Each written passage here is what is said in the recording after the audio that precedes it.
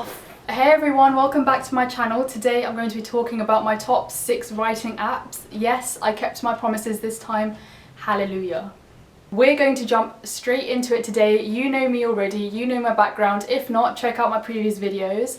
But let's get moving to tip number 1. Get the firm names right. And you may be sat here thinking, oh Sim, I know about firm names. Oh Sim, like, come on, I love this firm. I live, breathe, sweat this firm. Of course I know. Well, there are really easy mistakes that you can make when it comes to firm names. And to prove it to you, let's do a little quiz. Don't know why I did that. Okay, so the quiz is called Guess the Firm Name. There's 3 questions. Oh wait, before I forget. I'll wear my glasses as quizmaster so I look smart. And yeah, oh my god, it's a bit smudged. Wait, bear with me. Okay, so question number 1. Is it Allen and Overy? Or Allen and Overy? Question number 2, is it Pinsent Masons or Pinsent Masons? And question number 3, is it Blake Morgan or Morgan Blake? The answers to the questions are in the description below, so do check to see how many you got right. What's really important is to ensure that the firm name is correct in your application. And it's very easy, you may have realised from the quiz, to get certain names wrong. The differences between and, for example. And those are things that if grad recruitment spotted that mistake, that's it, your application's out. And that's the way it goes. Because there is so much competition, they expect perfection when it comes to names, spelling and grammar. Okay, let me get these off now, I don't like them. So, tip number 2, cut out words like I was able to. This is something that I see time and time again when I'm reviewing applications now, and it's also something that I used to do when I used to write apps. And it eats into your word limit for no reason. I was able to help out. No, I helped out. I was able to contribute. No, I contributed. It's that simple, and it makes your writing so much more concise. So tip number 3, if you've ever had your application reviewed by me, you will hear me say over and over, give specific examples. And it's not good enough to say, I worked at an investment bank last weekend, so that shows that I'm good with teamwork. What? That doesn't show that you're good with teamwork, it doesn't show anything. However, if you were able to say, I worked in an investment bank last weekend where I helped solve this problem regarding to this, and we worked collaboratively as a team to solve this, I delegated tasks about this, and also contributed my own ideas about this. Wow, I really did come up with that on my head.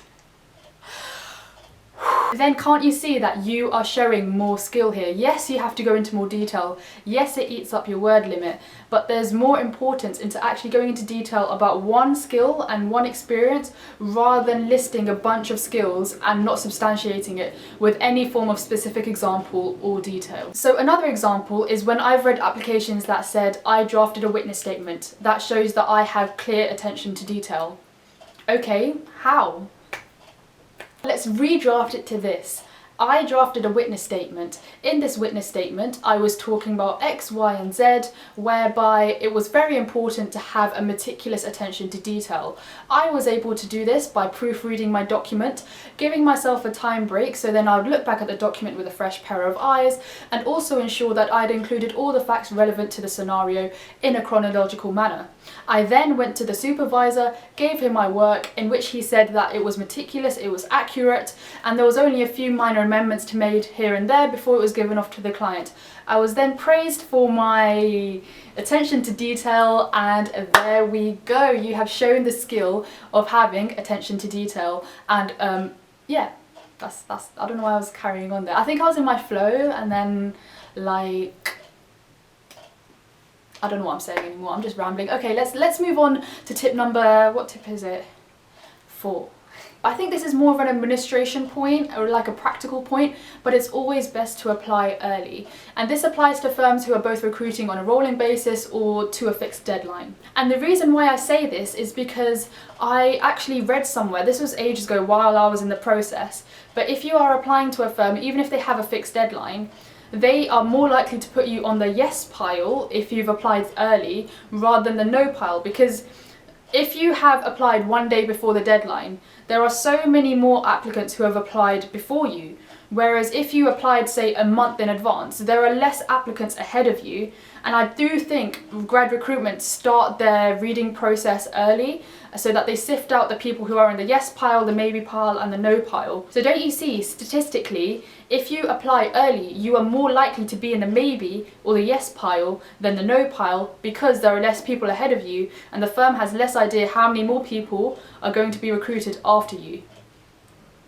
Training contract and back scheme applications are competitive as it is, and making yourself apply early is a big advantage. For example, from my applications, I noticed that there was a very significant increase. Of course, the quality of my applications increased, but for certain firms, I would say I definitely applied at least 1 or 2 months in advance.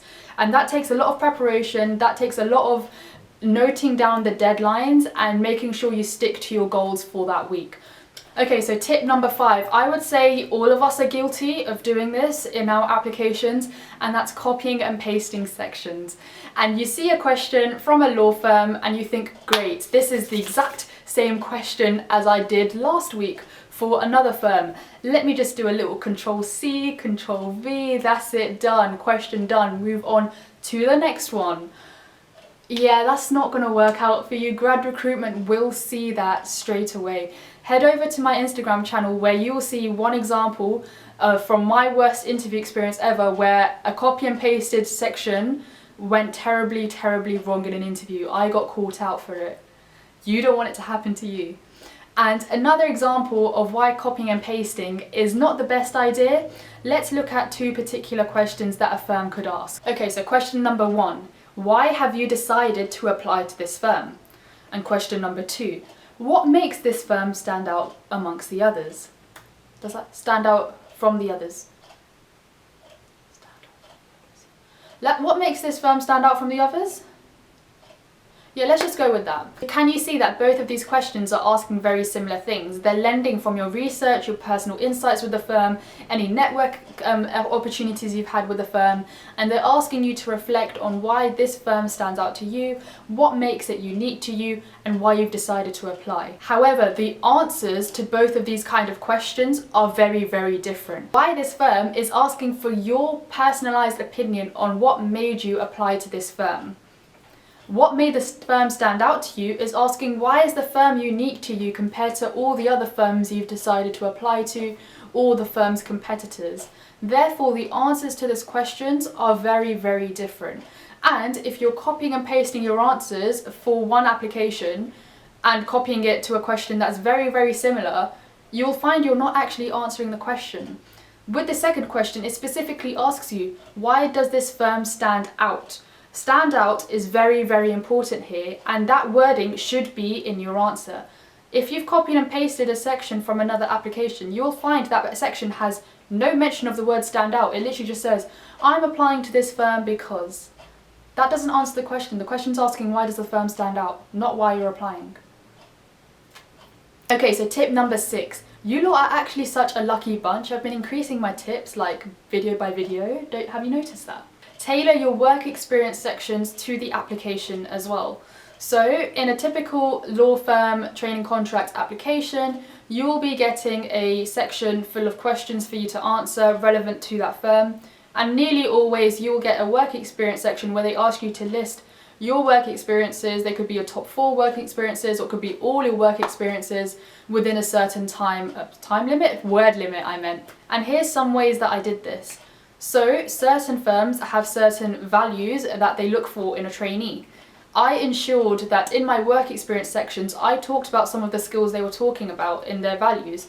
So things like client communication or leadership or teamwork. I made sure that at least one of my experiences focused and dedicated on that skill entirely. So if a particular firm had a really strong pro bono presence and really encouraged their trainees and lawyers to get involved in a certain number of hours of pro bono every week, I made sure that for one of my work experience sections, where quite ideally I had done some pro bono in the past, I would make sure that I would drop a little one-liner in there saying, well, this is a skill that is certainly transferable to Hogan Lovells, so the firm that I was applying to, because it shows that I have extensively used skills like client communication, and then give the example. And then that then really goes to show that you have tailored your entire application to that firm. So yeah, hopefully by watching this video, this has now helped to gain some idea on how to improve your applications. If you do have any questions or you want someone to review your app, please do follow me on Instagram and drop me a message. I'll be more than happy to help out. And if you found this video helpful, please comment, like, subscribe, all of that. So my next video will be on the worst interview questions I've ever been asked. And let me tell you, they were savage. Let's see.